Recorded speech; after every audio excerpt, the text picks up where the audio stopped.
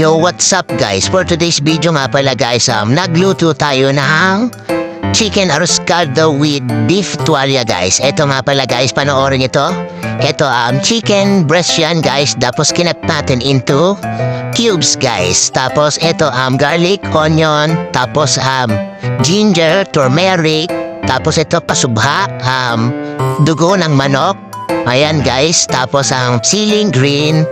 Tapos meron tayo ditong tuwalya ng baka, salt and pepper, tapos chicken cubes and patis. Tapos ito pang garnish natin, spring onion and toasted garlic guys.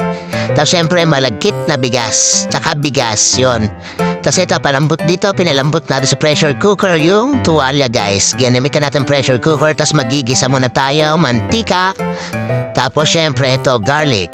Tapos lalagay natin ang pagka umamoy na yan guys, mabilisan na lang yan. Tapos red onion agad guys. Ayan, sibuyas tayo, gisa-gisa, halo-halo. So guys, malakas ako magkapoy, pero siyempre alalay lang sa halo dapat pag malakas kayo magkapoy. Or pagka baguhan pa kayo, medium flame lang. Tapos ito, ginisa ko na yung luya, tsaka yung turmeric guys. Ayan, tamang gisa-gisa lang. Basta pag naamoy yung bumabango na guys, ayun na yun guys. So, gisa-gisa nyo lang yan. Tapos nilagay ko na yung chicken cubes dito guys. Ayan, yung chicken na cut the cubes, yung fresh na chicken dyan. Ayan. Ayan guys, tapos salt and pepper. Lagyan nyo na salt and pepper. Kayo na tumansya niyan guys. Tapos yan, ayan, asin. Tapos ayan, konting halo-halo ulit guys. Tamang halo-halo lang tayo dito. Alalay lang sa halo guys, lalo na pag ayan, chicken, beef broth. Ayan yung pinagpakuluan ng tuwalya ng baka guys. Alalay lang sa halo lagi, lalo na pag ito nilagay nyo na yan. Ito yung malagkit guys. 2 taka lang na malagkit yan, tapos marami na kayong magagawa. Tapos 1 taka lang bigas. Haluan nyo lang ng bigas yan guys. So yan, pakuluan nyo lang dyan, halo-halo. Alalay lang kasi didikit sa ilalim yon. Tapos ito, 2 pork cubes. Yung kung yan ilalagay nyan, okay lang. Asin lang yan, tsaka patis, pwede na yon. Tapos halo-halo guys. Tansyahan nyo na lang kung medyo matabang pa yan. Kasi sasabawan nyo pa na marami. Pwede nyo lagyan ng dagdagan at sili. Nilagyan natin yung tuwalya guys. Tapos ito, kasubha. Yan yung pampasarap dyan, secret ingredients yan. Kasubha yan guys, kung alam niya yan. Parang bulaklak yata, hindi ko sure. Tapos yan, patis ulit. Kaya na bahala magtansya dyan guys sa panlasa nyo. Tapos tamang halo-halo lang ulit dito guys. Ano lang kasimple. Tapos dugo ng manok, syempre.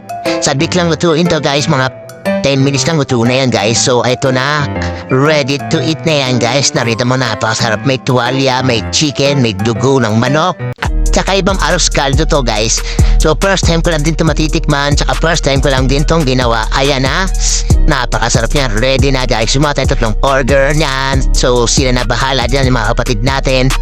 Yan, yung pan-garnish natin, toasted garlic, spring onion, tapos sili, tapos kalamansi kung gusto nyo maglagay. So let's eat guys. So eto na nga pala, ayan. So tamang lagay tayo ng kalamansi, kakain at tayo dyan syempre, para masarap yung kain natin. Bagay nga pala to guys, ngayon tag-ulan, malamig ang panahon yan. Chicken arroz caldo with beef tuwalya. Try nyo sa bahay nyo, masarap to guys. So first bite.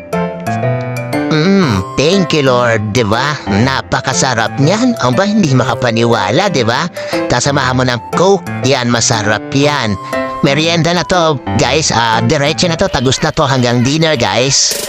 So, ayan, merienda na, may dinner ka pa. So, hanggang dito na lang, guys. Kung nagustuhan nyo nga pala itong vlog na to, pa-like and share nga pala.